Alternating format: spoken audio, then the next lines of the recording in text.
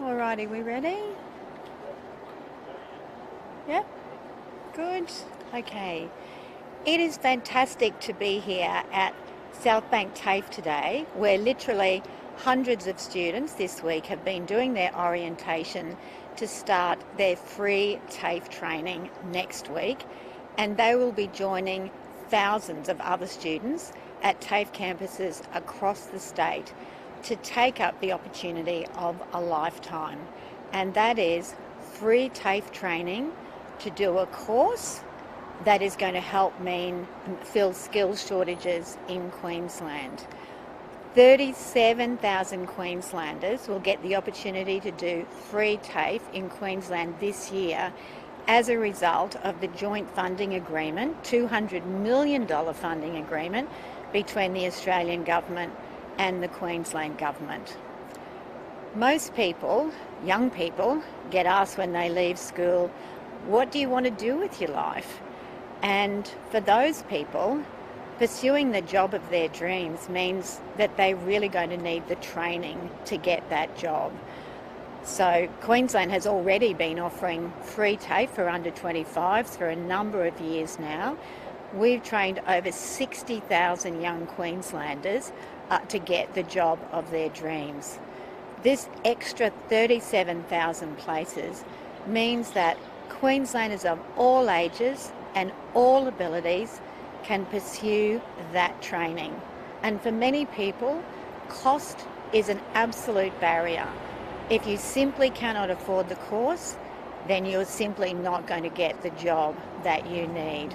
So the funding is based on doing training for the jobs where we have the greatest skills shortages in Queensland. We know that they are around early childhood education, around support for people in aged care and disability, in business, in construction. So the funding is available to encourage people to take up the training for those jobs. And I know here at South Bank, they've had a huge interest in particular in early childhood education and in cybersecurity. And all of us know that they are sectors where we are desperately needing workers. So this is great for Queenslanders. It means they get a chance to pursue the job of their dreams where they may not have had that chance before. But it is also going to help us address really challenging skills shortages in the areas where we need workers the most. I'm going to hand over to John Tucker, who's the acting CEO of TAFE Queensland, to just give a bit more detail. Thank you, Minister. As the Minister said, it's a very exciting day. There are literally thousands of Queenslanders that can make this opportunity the start of their career in so many jobs across the state that are really needed at the moment, so many employers that are looking for job-ready, skilled graduates. So this is the opportunity. If you've been thinking about undertaking a vocational program, then this is the time. As the Minister said, we should remove as many barriers as we can, and these fee-free places remove any barrier to participation in these programs. So some great and exciting careers in things like cybersecurity, across the health sector, all sorts of business and IT outcomes as well. So exciting careers can be started with a program like this. So thank you. We know that the pandemic has really changed a lot of people's mindsets when it comes to working. A lot of places discovered that they can work from home. How do you find that balance between, I guess, pivoting to different work environments, but also encouraging new workers to enter the workforce and to study? Well, yes, it's a changed world since COVID, and that flexibility of work is also reflected in the way you can study these days. So, there's on-campus attendance, of course, but study from home and using technology to study is absolutely part of these programs as well. Minister, in terms of the skills shortages that we are seeing in Queensland, do you think offering free courses is enough to fill those thousands of gaps? Queensland, like every state in Australia, in fact every country in the world, is facing skills shortages across every sector and every region. It's the reason we held a workforce summit in Queensland. It's the reason we developed a Queensland-specific workforce strategy, which we took to the Albanese Jobs and Skills Summit. We're the only state in Australia to have developed a skills strategy. And there is no one thing which is going to help address the skills shortages on its own. Offering free TAFE places, particularly focusing on the areas of greatest demand, is a very important aspect of that. But our workforce strategy focuses on a range of other areas, including starting in schools and providing young people with an opportunity to learn and have experience in the industries that where we need workers the most, provide them with some early training and creating some pathways. We've done a lot of work around linking up industry with schools so that in local areas, so if you're in Mackay, for instance, you're going to get a lot of exposure to training for the resources industry. If you're in Hervey Bay, where aged care is in great demand, then you're going to get a lot of exposure to opportunities in aged care.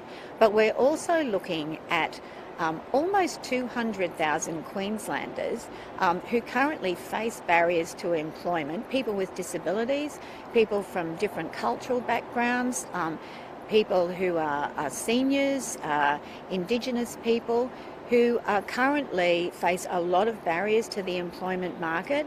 So our major funding programs from our workforce strategy are really focused on linking employers to those people who they may not have considered before, offering them opportunities, and for us to provide the training for them to get into the workplace. So we believe that that offers a huge source of potential employees who we are currently not accessing. Minister, I think it's a well-regarded program. Is there any reason why this can't go forward for another 4 or 5 years? The free TAFE? Oh, absolutely. And look, the program that we're talking about today is for a 12-month agreement, and we're having further discussions with the federal government. They went to the last election promising that free TAFE would be a big part of their agenda. We worked very, very quickly with the federal government to make sure that we had an agreement in place that we could get up straight away. But the intent is that we talk about what happens after this. It was a 12-month agreement so that we could really get something up and running quite quickly. As you can imagine, there's a fair bit of work behind the scenes to actually make sure this happens. And it's on top of, in Queensland, the free TAFE for under 25s, which we've been offering for some years now. So it's an extension of that program. So everybody, regardless of age and ability, can now get access for free TAFE. It's been incredibly successful in Queensland, over 60,000 Queenslanders. And we know in Queensland, TAFE, 84% of TAFE graduates go on to employment or further training, and there's an employer satisfaction of 91% with TAFE graduates. So we're really getting very good outcomes from the funding we've already provided. Could Queensland go over line though if the federal government Well, Queensland already has this free TAFE program, and so we're looking forward to working with the federal government to have ongoing funding for free TAFE.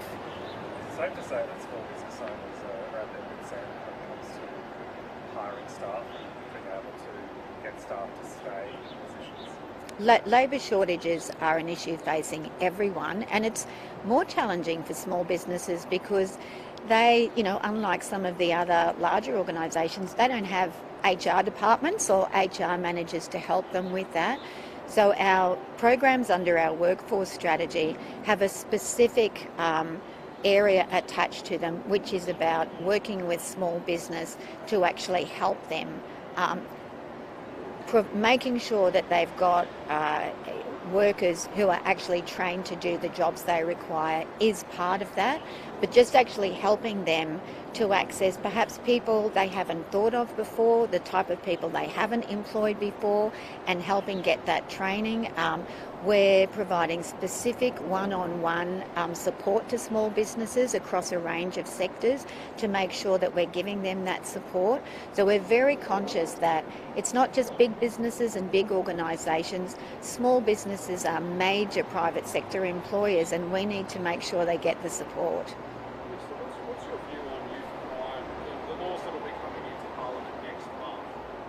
Do you think they're appropriately directed to address the problem? The matter of addressing youth crime is a very complex issue, and we continue to develop strategies to address those issues. And I think the new raft of reforms proposed by the Premier will make a strong contribution to addressing those issues. The LNP says that when the Premier gets back on Monday, she should recall Parliament earlier, because at the moment the opposition's claiming that it's just lip service and we can't just talk about it, something actually needs to be done. Do you think that's a reasonable request to recall Parliament earlier?